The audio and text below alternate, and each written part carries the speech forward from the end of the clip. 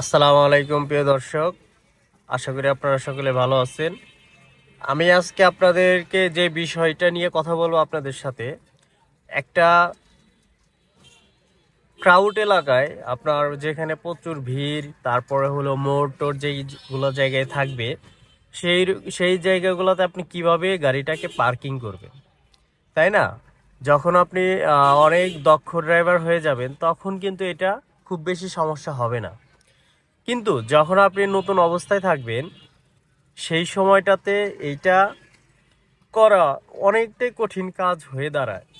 এই যে যেমন এইটা দেখেন, এই যে একটা মোড়, হ্যাঁ, এই যে একটা মোড়, ডানে কিন্তু গাড়ি যাচ্ছে, আবার আমার পিছনে গাড়ি আসতেছে, ঠিক আছে? এই যে দেখেন, রিক্সাতে দেখেন পিছনে গাড়ি, ওই পাশে মোড় থেকে গাড়ি আসতেছে, তারপরে এই পাশ থেকে গাড়ি আসে, এদিক থেকে গাড়ি আসতেছে, তারপরে এদিকে মানুষজনের দোকানপাট, আমার পিছনেও আপনাদেরকে যদি আমি দেখাই, পিছনটাও মনে করেন যে ওই যে দেখেন পিছনটাতেও গাড়ি টাড়ি দিয়ে কিন্তু ভরপুর থাকে। তো এরকম জায়গায় যখন আমরা নতুন অবস্থায় থাকি তখন কিন্তু আমাদের গাড়ি পার্কিং করা খুবই কঠিন হয়ে যায়। হ্যাঁ, খুবই কঠিন হয়ে যায়। ওই যে সাপোজ দেখেন, ওই যে একটা প্রাইভেট আসতেছে, কতটা সাবধানের সাথে, ধীরে সুস্থে, ঠিক আছে, আস্তে রিল্যাক্সে আসতেছে। তো সেম আপনাকেও এভাবে শুরুতে হলো আপনাকে রিল্যাক্সে আসতে হবে।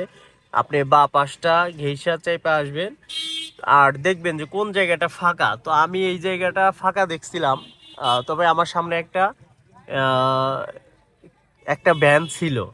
তো আমি বুঝতে পারছি যে ওই ভ্যানটা চলে যাবে, ঠিক আছে?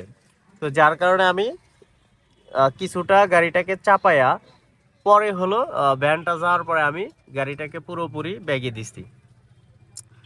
তো এরকম জায়গায় আপনারা যখন পার্কিং করতে নেবেন, আগে নিজের মাথাটা অলওয়েজ ঠান্ডা রাখবেন।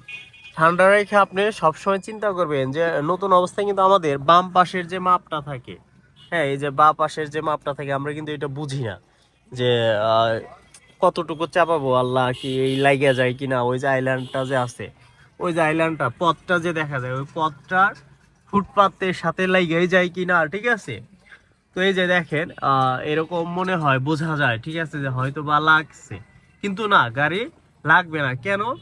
আপনি এইভাবে নিবেন যে আপনি এই যে এই পাশটা দেখছেন, হ্যাঁ, এই যে মিডল বরাবর যখন দেখবেন যে হ্যাঁ ঠিক, সব ঠিক আছে, তার মানে আপনার গাড়ি লাগবে না, ঠিক আছে? আপনাকে সবসময় এই মিডলে থাকতে হবে। এই মিডল বরাবর যখন আপনি থাকবেন তখন কিন্তু এরকম কোনো সমস্যা হবে না। আর সব সময় আপনারা চেষ্টা করবেন ব্যাগে দিয়ে গাড়ি ঢুকানো। যেমন ওই যে দেখেন, আমি যে ব্যাগে গাড়িটা ঢুকাইছি, আহ, ওই পাশটা আমার যে কোনাটা ছিল, লুকিং গ্লাসে কিন্তু সবই দেখা যায়, পরিষ্কার কিন্তু দেখা যায়, ঠিক আছে, যে কতটুকু জায়গা ফাঁকা আছে বা নাই। তো আপনারা ফার্স্ট টাইম যখনই করবেন সবসময় এই যে এতটুকু জায়গা ফাঁকা রাখবেন, ঠিক আছে? আপনারা কত, আপনাকে হাত দিয়ে যদি আমি বুঝাই, তাহলে আমি আপনাকে বলবো এক হাত, এই যে এরকম এক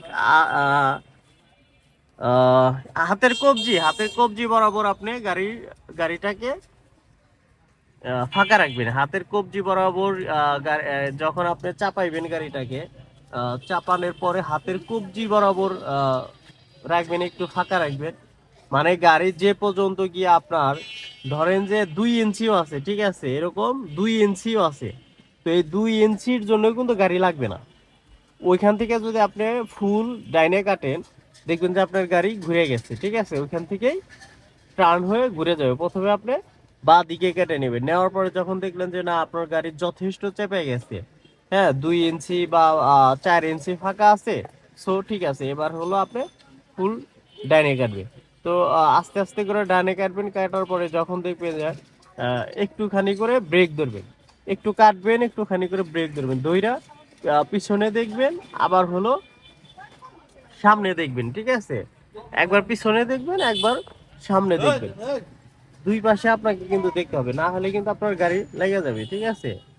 যে তখন মনে করেন যে গাড়ি কিন্তু লেগে যাবে।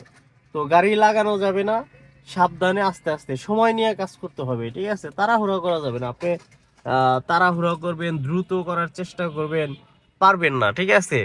কোনো জিনিসই এক চান্সে আর দ্রুত করা যায় না, ঠিক আছে? এটা কিন্তু আপনাকে মাথায় রাখতে হবে।